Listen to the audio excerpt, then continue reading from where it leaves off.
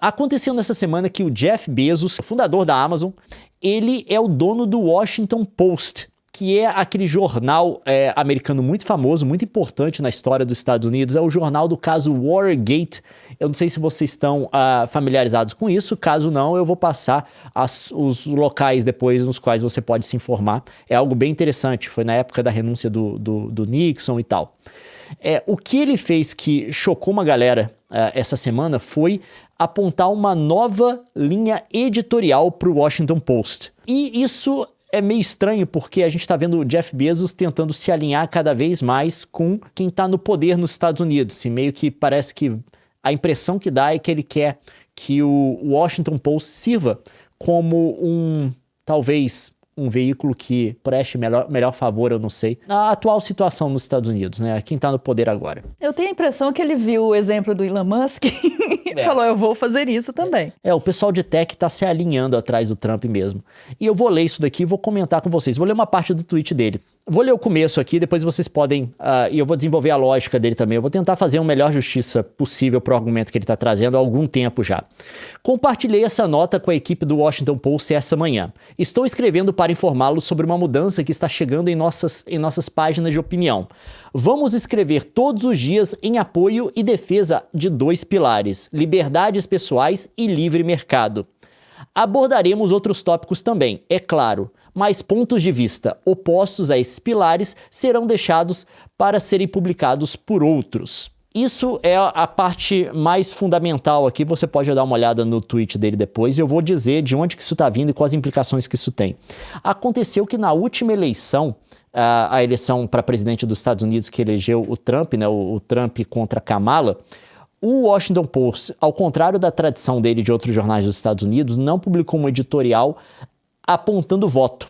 Isso parece que foi uma decisão do Jeff Bezos. Isso pra gente no Brasil é algo meio estranho, porque você não vê normalmente jornal declarar voto. Claro que alguns jornais você vê que o editorial deles, eles publicam na época da eleição alguns editoriais que são parciais para um dos candidatos e coisa do tipo. De vez em quando eles declaram voto de fato, a gente lembra aí de uma escolha muito difícil.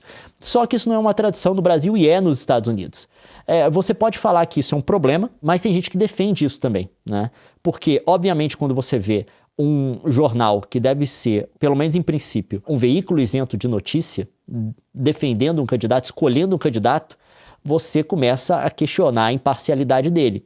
De outra forma, tem gente que fala que isso é até uma coisa melhor, porque a pessoa acha melhor que isso seja às claras do que oculto. Porque, obviamente, quer dizer, seguindo esse argumento, o jornal é feito por seres humanos, esses seres humanos têm uma parcialidade, é melhor que eles digam claramente qual é a parcialidade deles do que deixando a coisa na entrelinha que pode manipular de uma forma menos moral a opinião pública.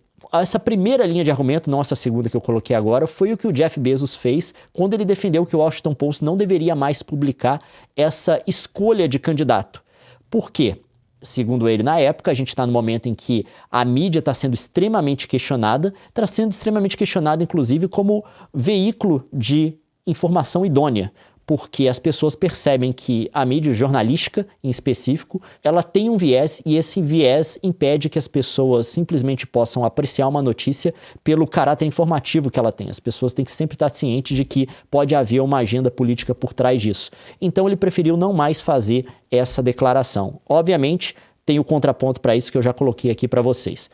E agora ele está fazendo uma coisa um pouco diferente, que é o seguinte, ele adicionou a isso outra coisa. E a gente tem que lembrar que nesse meio tempo teve uma aproximação dele muito grande com a atual administração dos Estados Unidos, Donald Trump. Inclusive doou dinheiro para festa, cerimônia de posse do Trump e tal. E ele tem sido visto em jantares com Trump, na Casa Branca, esse tipo de coisa assim.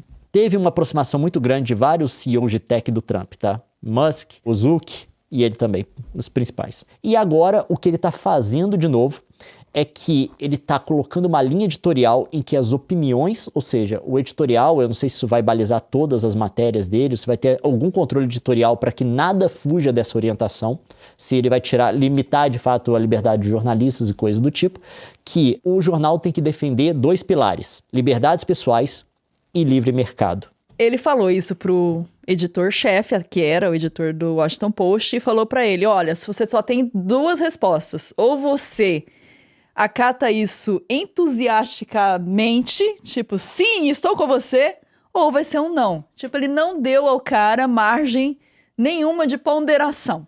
Eu sugeriria a ele que, se a resposta não fosse claro que sim, então teria que ser não. Após cuidadosa consideração, David... eu acho que não foi cuidadosa, vou deixar claro para vocês. Deve ter sido bem... Enfim. David decidiu se afastar.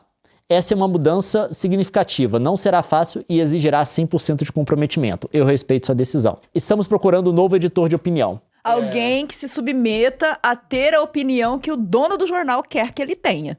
Que seja única.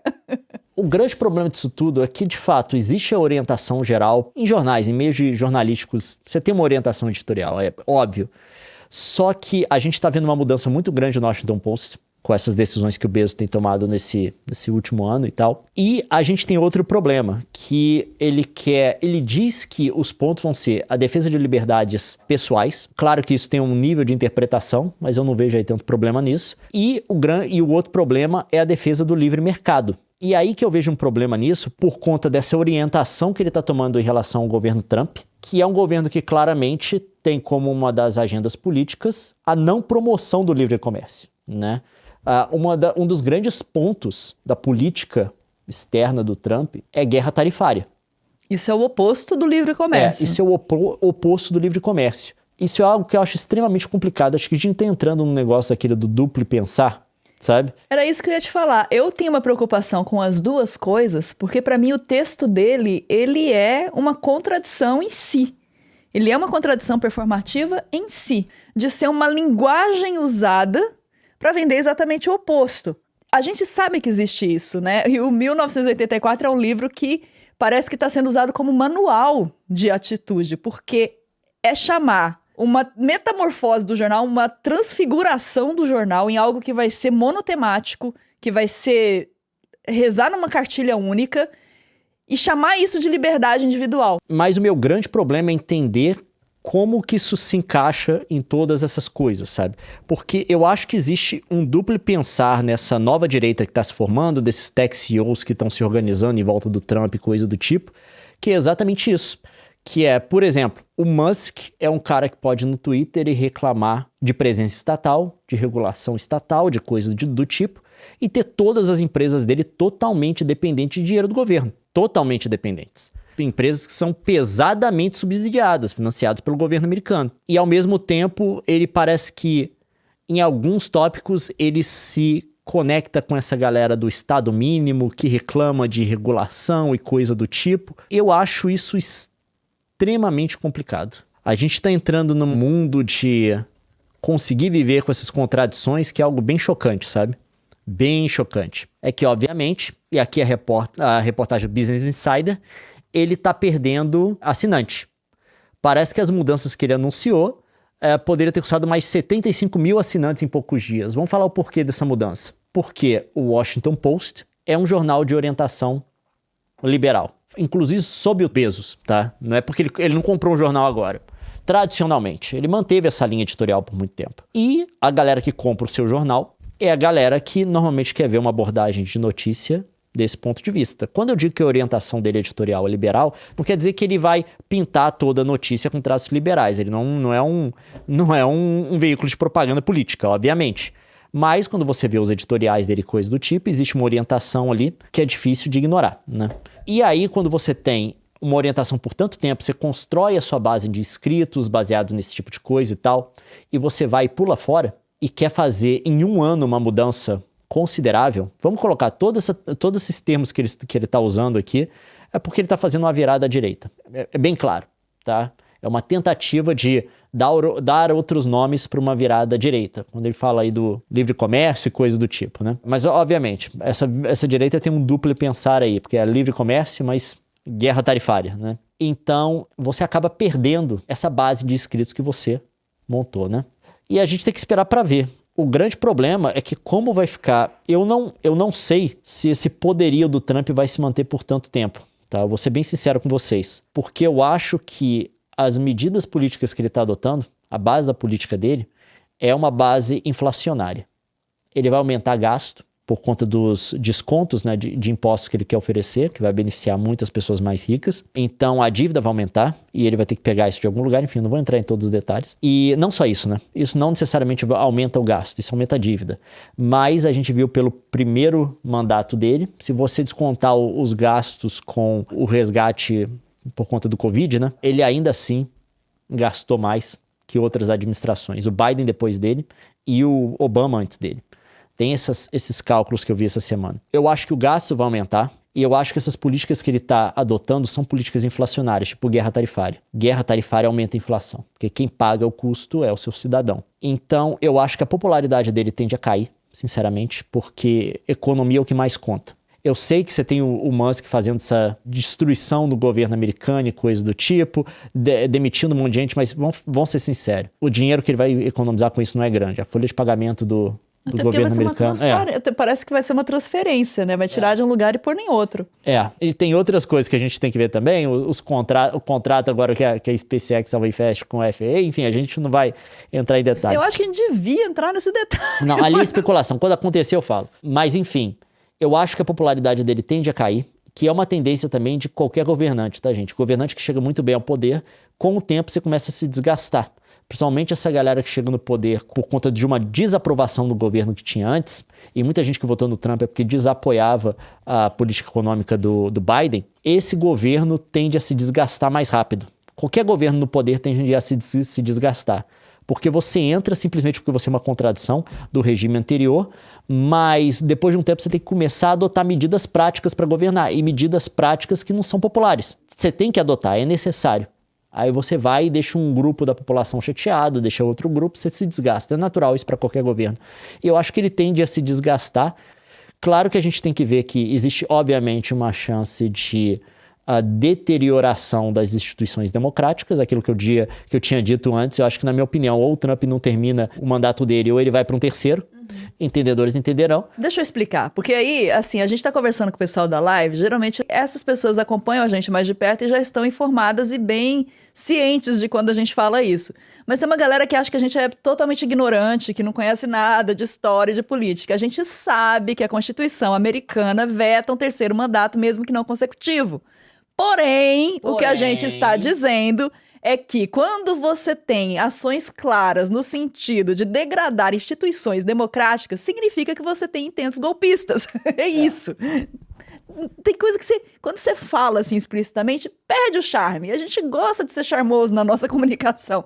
Mas como é internet, vamos deixar claro. Não é nem questão de ser quando a gente fala golpista no sentido de se derrubar a ordem. Obviamente, porque foi por conta do Roosevelt que foi instituído esse limite de termos do governo americano. Então ele pode ser revertido. Você pode ter uma mudança. E parece que o Trump já sinalizou que ele gostaria de ver uma mudança para permitir que um governante americano concorresse a um terceiro mandato. Então, ou não vai ter, ou vai ter mais. Mas eu queria falar sobre isso ainda, só uma observação, porque assim, a gente viu isso acontecer no Twitter, quando ele foi desfigurado, né? O Elon Musk comprou o Twitter e a gente sempre foi crítico aqui das atitudes que ele tomava, porque a gente sabia que a rede ia perder o valor que ela tinha no início. Mas a gente entendeu também que foi uma forma dele instrumentalizar para chegar ao poder agora. Ele é o segundo homem, eu diria que é o primeiro homem mais importante no governo americano, mas eu vou manter a formalidade de dizer que ele é o segundo, para ninguém ficar bravo.